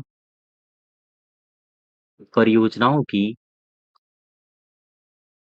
निगरानी और उनकी समीक्षा करना, ये इसका लक्ष्य है। सरकारी परियोजनाओं की निगरानी करना और साथ ही साथ उनका समाधान करना, उनकी समीक्षा करना, ये इस प्रगति का मुख्य लक्ष्य है। ठीक है? यहाँ तक क्लियर हुआ? अच्छा, अब एक बात समझो, इसकी जो मोस्ट इम्पोर्टेंट बात है, वो नोट बना के आप लिख लो। प्रगति का आशय क्या होता है? प्रगति का मतलब क्या है? प्रगति का मतलब है सक्रिय शासन और समय पर कार्यान्वयन होना। ठीक है? तो इसको शुरू कब किया गया? अगर आपसे ये पूछ ले, तो ये मोस्ट इम्पोर्टेंट है, आप इस बात को याद रखिएगा। तो प्रधानमंत्री नरेंद्र मोदी ने प्रधानमंत्री नरेंद्र मोदी ने डिजिटल इंडिया कार्यक्रम के एक भाग के रूप में एक भाग के रूप में 2015 में इसे शुरू किया गया था।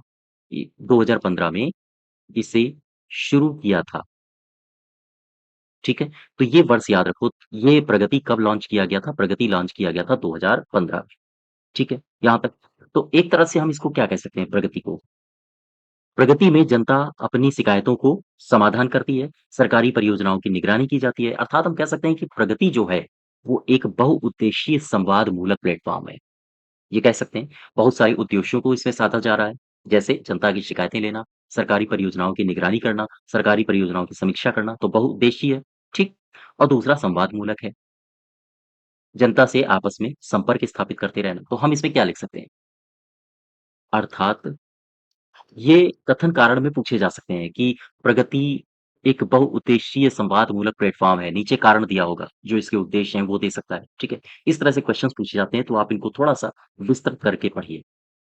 तो इम्पोर्टेंट में आप क्या लिख सकते हो कि प्रगति जो है, प्रगति एक कैसी है? एक उद्देशीय है, एकल उद्देशीय है या फिर बहुउद्देशीय है? तो प्रगति है एक बहुउद्देशीय। प्रगति एक बहुउद्देशीय और संवाद मूलक प्लेटफ़ॉर्म है। प्लेटफ़ॉर्म है, ठीक है? यहाँ तक। तो आपसे केवल और केवल इतनी बात याद रखनी है, एक तो इसका पूरा नाम, दूसरा इसका उद्देश्य अपने दिमाग में रखो, तीसरा ये शुरू कब हुई? ये मोस्ट इम्पोर्टेंट है आपके लिए, ठीक है? बाकी को आप हाँ याद रख सकते हो, चूँकि अगर आपके एग्ज़ाम में कथन बना के क्वेश्चन्स पूछा, तो फिर आप फँस सकते हो। और ऐसी स्थिति में आपको पूरा का पूरा हाँ, 1 नहीं 2-3 बार आपको रिवाइज़ ये पूरा का पूरा मटेरियल होना चाहिए, ठीक है? अब नेक्स्ट देखो एनसीओजी इसको लेते हैं। ये क्या है एनसीओजी? इसको कहा जाता है national centre for geo informatics, ठीक है? NCOG national centre for geo informatics. ये इसका पूरा नाम क्या है? इसका पूरा नाम अगर हम हिंदी की बात करें तो फिर इसे कहा जाता है राष्ट्रीय भू सूचना विज्ञान केंद्र। राष्ट्रीय भू सूचना विज्ञान केंद्र, ठीक है? ये इसे पूरा नाम कहा जाता है, पूरा नाम दिया जाता है। सबसे पहले मुझे बताओ ये लॉन्च कब किया गया था? ध्यान दो, मैं बात कर रहा हूँ एनसीओजी की। एनसीओजी का मतलब क्या है? National centre for geo informatics या राष्ट्रीय भू सूचना विज्ञान केंद्र। इसे लॉन्च कब किया गया? तो आप बताओगे 28 दिसंबर 2015 को, ठीक है? 28 दिसंबर 2015 को। अच्छा, national centre for geo informatics है। इन्फॉर्मेटिक्स का मतलब है सूचनाओं को प्रदान करना नागरिकों के लिए। तो कोई ना कोई होगा जो इसका सूचना पार्टनर होगा, जो इसमें सूचनाएँ एकत्र कर रहा होगा। तो इसका नॉलेज पार्टनर कौन है? नॉलेज पार्टनर, ये भी आपसे पूछा जा सकता है। ध्यान दीजिएगा इसका नॉलेज पार्टनर कौन है? तो गुजरात का एक संस्थान है। गुजरात का एक संस्थान इसका नॉलेज पार्टनर है। ये क्वेश्चन्स आपसे पूछे जा सकते हैं इसलिए आप याद रखिए। गुजरात का एक संस्थान है जो इसका नॉलेज पार्टनर है और इसका नाम है भास्कर अंतरिक्ष अनुप्रयोग और भास्कर अंतरिक्ष अनुप्रयोग और भू सूचना विज्ञान संस्थान, विज्ञान संस्थान। तो ये जो संस्थान है ये गुजरात का संस्थान है और ये है इसका नॉलेज पार्टनर। ठीक है? यहाँ तक क्लियर हुआ? तो अब ये मुझे बताओ कि national centre for geo informatics ये है क्या? ये कैसा मंच है? तो आप कह सकते हो कि ये राष्ट्रीय ई-गवर्नेंस प्रभाग के तहत एक भौगोलिक सूचना प्रणाली आधारित मंच है। बात समझ पा रहे हो आप? यानी भौगोलिक सूचना प्रणाली के आधार पर विकसित एक मंच है। तो आप इसमें क्या लिख सकते हो? एनसीओजी यानी national centre for geo informatics ये क्या है? ये क्या है? तो आप क्या बताओगे? एक शब्द, एक लाइन में आप कहोगे यह राष्ट्रीय ई-गवर्नेंस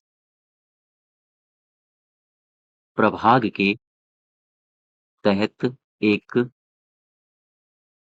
भौगोलिक सूचना प्रणाली मंच है। प्रणाली मंच। ठीक है यहाँ तक क्लियर हो गया? और इसको कब विकसित किया गया था? तो आप क्या बताओगे? इसको विकसित किया गया था 28 दिसंबर 2015 को, ठीक? और इसका लक्ष्य क्या है? टारगेट क्या है? देश में जो भी भू सूचनाएँ होती हैं, विज्ञान से संबंधित होती हैं, संसाधन होते हैं, क्षमताएँ होती हैं, उन सब का विकास प्रदान करने का एक मंच है ये, ठीक है? यहाँ तक क्लियर है? एनसीओजी क्या है? तो ये राष्ट्रीय ई-गवर्नेंस प्रभाग के तहत भौगोलिक सूचना प्रणालियों का एक मंच है। इसका उद्देश्य क्या होगा? इसका उद्देश्य क्या होगा? ध्यान रखिएगा, ये देश भर में जो भू-सूचना विज्ञान से संबंधित जो डेटा है, तो उसको उन डेटाओं या उन संसाधनों या उन क्षमताओं को प्रदान करने के लिए या विकसित करने के लिए एक मंच प्रदान करता है। तो ध्यान रखो, देश में देश में भू-विज्ञान से संबंधित संसाधनों और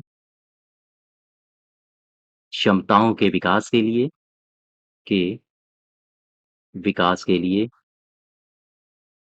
एक मंच प्रदान करना, ये इसका टारगेट है। ठीक है, यहाँ तक क्लियर हो गया? अब ज़रा एक और योजना देखो, जिसका नाम है सीएससी 2.0 सीएससी 2.0 ठीक? सीएससी 2.0 सीएससी कब एस्टैब्लिश हुआ था, ये मैंने आपको पीछे कराया हुआ है और सीएससी 2.0 के बारे में अब हम बात कर रहे हैं। तो सीएससी 2.0 क्या है? दरअसल भारत सरकार ने डिजिटल इंडिया के तहत इस परियोजना की शुरुआत की है। क्या है ये? आगे देखते हैं। सबसे पहले आप मुझे ये बताओ इसकी शुरुआत कब हुई? तो याद रखो भारत सरकार ने डिजिटल इंडिया योजना के तहत अगस्त 2015 ये तारीख याद रखो। अगस्त 2015 में इस परियोजना की शुरुआत की। ठीक है? यहाँ तक बात समझ पाए?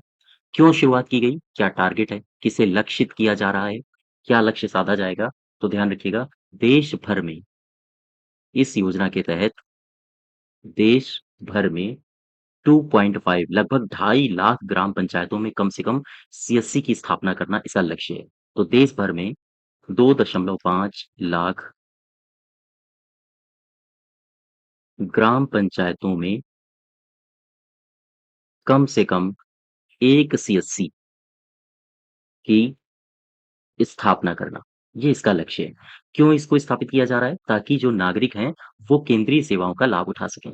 तो देश भर के लगभग 2.5 लाख ग्राम पंचायतों के कम से कम एक पंचायत में तो सीएससी की स्थापना हो, ताकि नागरिक सरकार की योजनाओं का लाभ ले सकें। योजनाओं का लाभ ले सकें। ये इसका टारगेट है। इस वजह से इसको लक्षित किया जा रहा है। अच्छा, इसकी कार्यान्वयन एजेंसी क्या है? तो नोट बना के आप एक बात लिख लो। इस परियोजना मैं सीएससी 2.0 की बात कर रहा हूँ। इस परियोजना की कार्यान्वयन एजेंसी की अगर बात करेगा, इस परियोजना की कार्यान्वयन एजेंसी कौन है? तो आप बताओगे सीएससी ई गवर्नेंस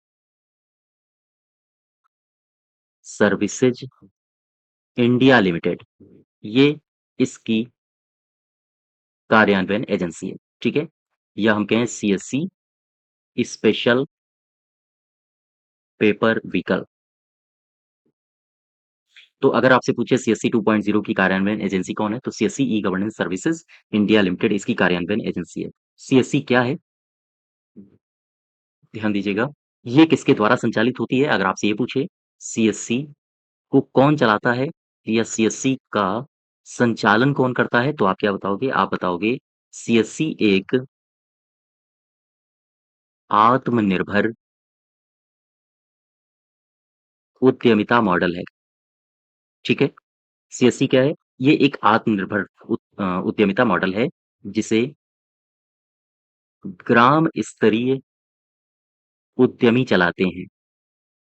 ग्राम स्तरीय उद्यमी को कहा जाता है वीएलई, ठीक है? विलेज लेवल एंड लेबर या हम कहें विलेज लेवल एंटरप्रेन्योर्स। तो इसे वीएलई के द्वारा संचालित किया जा रहा है या हम कहें जिसे ग्राम स्तरीय उद्यमी के द्वारा संचालित किया जाता है, ठीक है? यहाँ तक क्लियर है? तो अब एक क्वेश्चन आया कि ये वीएलई क्या होता है? देखो, VLE ये क्या होता है? इसको कहा जाता है विलेज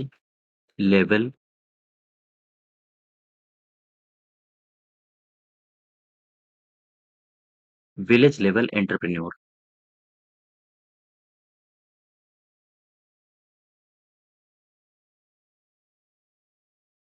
ठीक है?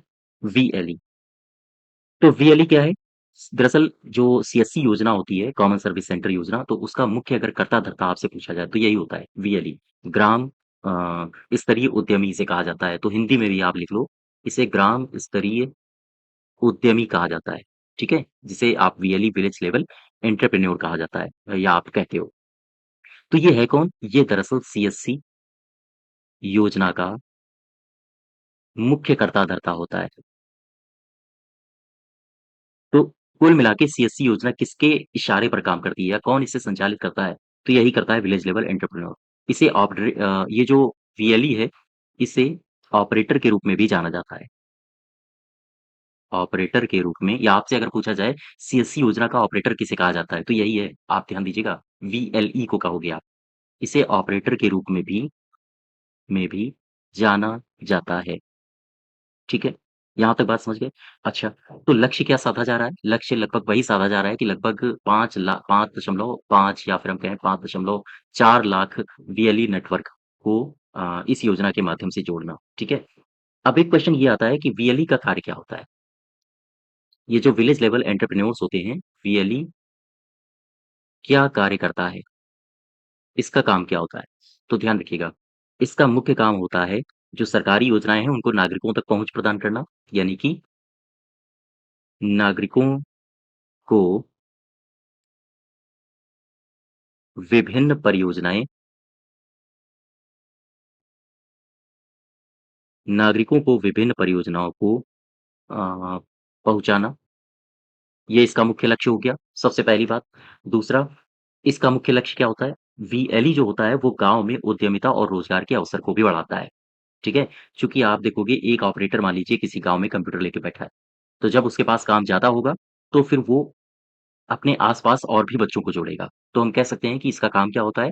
सबसे पहला काम तो नागरिकों को जो विभिन्न सरकारी योजनाएँ चलाई जा रही हैं, उन तक नागरिकों की पहुँच बढ़ाना, साथ ही साथ इसका लक्ष्य क्या होता है? गाँव और गाँव और छोटे शहरों में उद्यमिता और रोज़गार को बढ़ावा देना, रोज़गार को बढ़ावा देना। ये इसका मेन टारगेट होता है। ठीक है? यहाँ तक क्लियर है?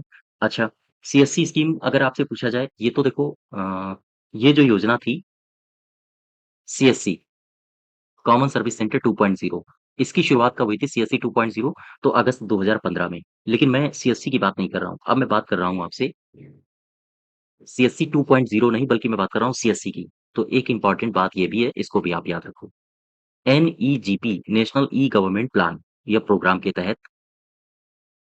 तहत सितंबर 2006 ये तारीख याद रखना, ठीक है? कन्फ्यूज़ नहीं होना कि ये मई 2006 है। मैं सीएससी की बात कर रहा हूँ, एनईजीपी की बात नहीं कर रहा हूँ। तो सीएससी की स्थापना कब हुई थी? एनईजीपी के ही तहत हुई थी, यानी नेशनल ई गवर्नमेंट या ई गवर्नेंस प्लान के तहत इसकी शुरुआत हुई थी सितंबर 2006 में।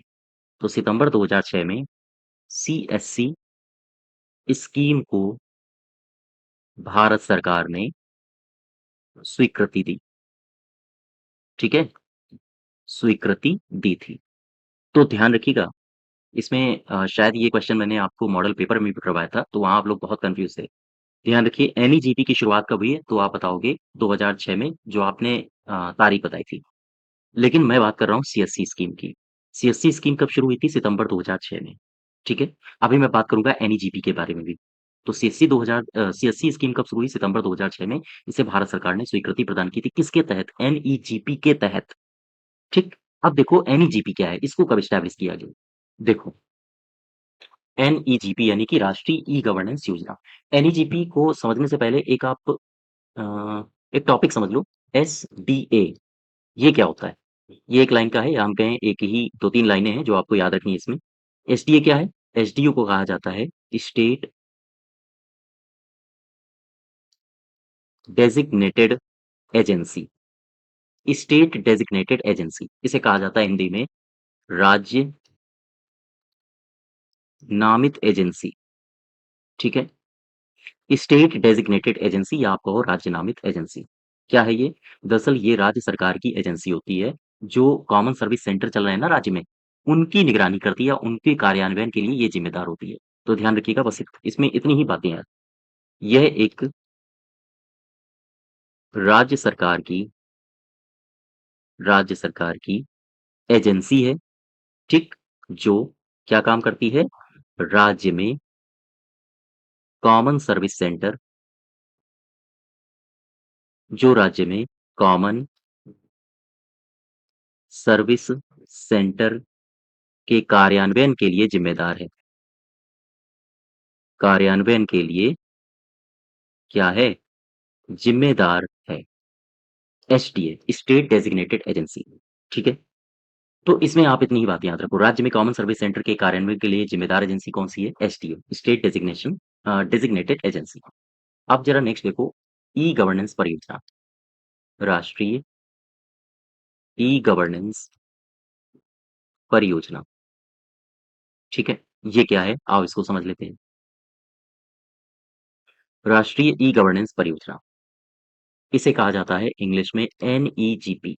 क्या है ये एनईजीपी? इसको कहा जाता है नेशनल ई गवर्नेंस प्लान, ठीक है? नेशनल ई गवर्नेंस प्लान, इसको याद रखो आप। तो सबसे पहले तो अब यही क्वेश्चन बनता है कि एनईजीपी की शुरुआत कब हुई थी? तो एनईजीपी की जो शुरुआत हुई थी वो हुई थी 18 मई 2006 को। ये तारीख याद रखो। फिर से मैं बता रहा हूँ एनईजीपी अलग है, सीएससी अलग है। एनईजीपी की शुरुआत पूछे तो 18 मई 2006 है, सीएससी की शुरुआत सीएससी को कब मंजूरी मिली थी? तो सितंबर 2006 को, ठीक है? एनईजीपी 18 मई 2006 को इसको मंजूरी प्रदान की गई, को मंजूरी मिली। अच्छा, कितने घटकों के साथ इसको मंजूरी मिली थी? तो 27 mission mode project, 27 mission mode project और साथ ही साथ 8 घटक वाली यह योजना है, ठीक है? 27 मिशन मोड प्रोजेक्ट को इस योजना में शामिल किया गया था, लेकिन 2011 में इसमें 4 मिशन मोड प्रोजेक्ट्स को और बढ़ा दिया गया। कौन से हैं? ये पूछे जा सकते हैं आपसे। ध्यान दो यहाँ से, वर्ष 2011 में 27 एमएमपी, ये एमएमपी क्या है? एमएमपी है मिशन मोड प्रोजेक्ट। तो 27 एमएमपी की सूची को 31 मिशन मोड परियोजना बना दिया गया। ये अब 27 से 31 बन गई हैं, तो 27 से 31 बनी इसका मतलब 4 जोड़ी गई हैं। तो कौन-कौन सी जोड़ी गई हैं 4 परियोजनाएँ? जैसे स्वास्थ्य, पीडीएस, शिक्षा और क्या है? और चौथा है डाक सेवा, ठीक है? तो आजकल इसमें 31 मिशन मोड प्रोजेक्ट्स हैं और इसमें जो है 8 घटक हैं, 8 घटकों वाली ये ई-गवर्नेंस परियोजना है कुल मिला के। अब यहाँ से ई-गवर्नेंस को समग्र रूप से बढ़ावा देने के लिए कई परियोजनाएँ शुरू की गई हैं। जैसे मैं बात करूँ और कौन-कौन सी परियोजनाएँ इसके अंतर्गत आती हैं, ताकि ई-गवर्नेंस परियोजना को और सशक्त बनाया जा सके, जैसे एसडीसी, ठीक है? ये मैं आपसे ये बहुत ज़्यादा पूछा नहीं जाएगा, मैं केवल और केवल इनके फुल फॉर्म्स लिख के दे रहा हूँ। एसडीसी, एसडीसी का मतलब क्या होता है? स्टेट डेटा सेंटर, ठीक है? एसडीसी के बाद एसडब्ल्यूए स्वान, ये मैं पीछे डिस्कस कर चुका हूँ। State wide area network, state wide area network, ठीक है? स्वान हो गया और कौन से हैं? सीएससी, सीएससी मतलब कॉमन सर्विस सेंटर, ठीक है? सीएससी के बाद आपने एक और सुना होगा एनएसडीजी, एनएसडीजी का मतलब क्या होता है? एनएसडीजी का मतलब होता है national e governance service delivery gateway, delivery gateway, ये इसका पूरा मतलब होता है एनएसडीसी का, ठीक है? एनएसडीसी के अलावा और भी आपने सुना होगा जैसे एसएसडीजी, इसका मतलब क्या होता है? इसका मतलब होता है कि state e governance service digital gateway, याद रखो, state e governance service digital gateway, ठीक है? और जैसे ये एसएसटीसी हो गया, एसएसटीसी के बाद मैं अगर बात करूँ एमएसडीजी, तो एमएसडीजी क्या है? एमएसडीजी का मतलब होता है मोबाइल ई गवर्नेंस सर्विस मोबाइल ई गवर्नेंस सर्विस डिलीवरी गेटवे, ठीक है? तो कुल मिला के ये सारी परियोजनाएँ चलाई जा रही हैं। SSTC state e governance service delivery gateway जो मैंने पीछे आपको लिखा था, ठीक है? NSDC national e governance service delivery gateway. तो ये कई सारी परियोजनाएँ चलाई जा रही हैं जो ई गवर्नमेंट को या ई गवर्नेंस को समग्र रूप से बढ़ावा देती हैं, ठीक है? इसके अलावा एक आपने नाम सुना होगा ई प्रमाण, ये क्या है? आओ इसके बारे में समझ लेते हैं। ई प्रमाण, ये क्या है? दरअसल ई-प्रमाण एक तरह से प्रमाणीकरण है उपयोगकर्ताओं का। तो हम कह सकते हैं कि ये इलेक्ट्रॉनिक्स और सूचना प्रौद्योगिकी मंत्रालय के द्वारा इसको विकसित किया गया है। ज़ाहिर-सी बात है, जब भी कभी ई संबंधी इलेक्ट्रॉनिक्स कोई योजना आएगी, तो सबसे पहला हाथ होता है उसको विकसित करने का इलेक्ट्रॉनिक्स मंत्रालय का। ठीक? क्या है ये? तो उपयोगकर्ता की पहचान के लिए इलेक्ट्रॉनिक सत्यापन की एक क्रिया है ई-प्रमाण। प्रमाण दो कि आप ही हो। बात समझ पा रहे हो? तो यहाँ से 2-3 बातें आपसे पूछी जा सकती हैं। सबसे पहली बात, इसे किसने विकसित किया? तो आप बताओगे, यह इलेक्ट्रॉनिक्स और सूचना प्रौद्योगिकी मंत्रालय द्वारा यह इलेक्ट्रॉनिक्स और सूचना प्रौद्योगिकी मंत्रालय के द्वारा एक राष्ट्रीय एक राष्ट्रीय ई-प्रमाणीकरण सेवा है। ई-प्रमाणीकरण सेवा है। अब एक क्वेश्चन ये आया कि ये ई-प्रमाणीकरण लिखा है, तो ये क्या है? ई-प्रमाणीकरण देखो, ई-प्रमाणीकरण ध्यान दो, ये है क्या? दरअसल यह उपयोगकर्ता प्रमाण किसका माँगेगा? उपयोगकर्ता का। तो यह उपयोगकर्ता की पहचान की एक इलेक्ट्रॉनिक सत्यापन की क्रिया है, ठीक है? की क्रिया है। तो ई-प्रमाणीकरण क्या है? जैसे आप लोग एग्ज़ाम जब देने जाते होगे, तो वहाँ पर आपका जो हम कहें आपके जो थंब लिए जाते हैं या फिर आपके जो पिक्स ली जाती हैं, तो वो एक तरह से पहचान है, ई-प्रमाणीकरण है, कि ये कैंडिडेट जो एग्ज़ाम दे रहा है, वो यही है। तो ई-प्रमाणीकरण क्या है? तो ये एक उपयोगकर्ता की पहचान की एक इलेक्ट्रॉनिक सत्यापन की क्रिया है। ताकि जो उपयोगकर्ता सत्यापित किया गया है, तो सरकारी योजनाओं का लाभ उसी को मिल रहा है, ठीक है? एक नोट बना के आप बात याद रखो, इस बात को मत भूलना। ई-प्रमाण की सेवाएँ किसके माध्यम से प्रदान की जा रही हैं? तो आप बताओगे, ई-प्रमाण की सेवाएँ एनएसडीजी और एसएसडीजी के माध्यम से प्रदान की जाती हैं, ठीक है? तो ये बात याद रखो, एनएसडीजी और एसएसडीजी ये क्या होता है? मैंने पीछे आपको बताया है। National e governance service delivery gateway और एसएसडीजी क्या था? State e governance service delivery gateway. तो ई प्रमाण की सेवाएँ किसके माध्यम से प्रदान की जा रही हैं? एनएसडीजी, एसएसडीजी इनके माध्यम से प्रदान की जा रही हैं। ई प्रमाण क्या है? तो एक प्रकार से ई प्रमाण ये इलेक्ट्रॉनिक्स और सूचना प्रौद्योगिकी मंत्रालय के द्वारा विकसित ई प्रमाणीकरण सेवा है। क्या होता है इसमें? इसमें उपयोगकर्ता की पहचान होती है ई प्रमाणीकरण के माध्यम से, ताकि जो सेवा व्यक्ति ले रहा है, वह उसकी पहचान की जा सके कि वो योग्य है या नहीं है। ठीक है? हाँ, इसके बाद फिर इनको सेवाएँ प्रदान करना। अब एक शब्द और समझो, इस शब्द का हुँ, नेक्स्ट देखो ई-क्रांति, ये शब्द आपने सुना होगा, ई-क्रांति, ये क्या है? इसके बारे में अभी हम लोग चर्चा करेंगे। लेकिन ई-क्रांति अगर मैं आपसे पूछूँ कि ये डिजिटल इंडिया कार्यक्रम जो भारत सरकार के द्वारा चलाया जा रहा है, ये डिजिटल इंडिया कार्यक्रम का कौन-सा स्तंभ है? आपको पता है डिजिटल इंडिया कार्यक्रम के बारे में? मैं एक हल्का-सा व्यू आपको देता हूँ डिजिटल इंडिया कार्यक्रम का। डिजिटल इंडिया कार्यक्रम, अगर आपसे पूछा जाए कि इस डिजिटल इंडिया कार्यक्रम में कितने स्तंभ हैं, तो आप क्या बताओगे? 9, ठीक है? 9 स्तंभ हैं। अच्छा ये जो 9 स्तंभ हैं, इनमें ई क्रांति कहाँ पर है? तो सबसे पहले आपको 9 स्तंभ पता होने चाहिए। सबसे पहला कौन-सा है? ब्रॉडबैंड हाईवे, ठीक है? सबसे पहले आप बताओ ब्रॉडबैंड हाईवे के बारे में, ये पहला स्तंभ है। दूसरा स्तंभ कौन-सा है? Mobile connectivity,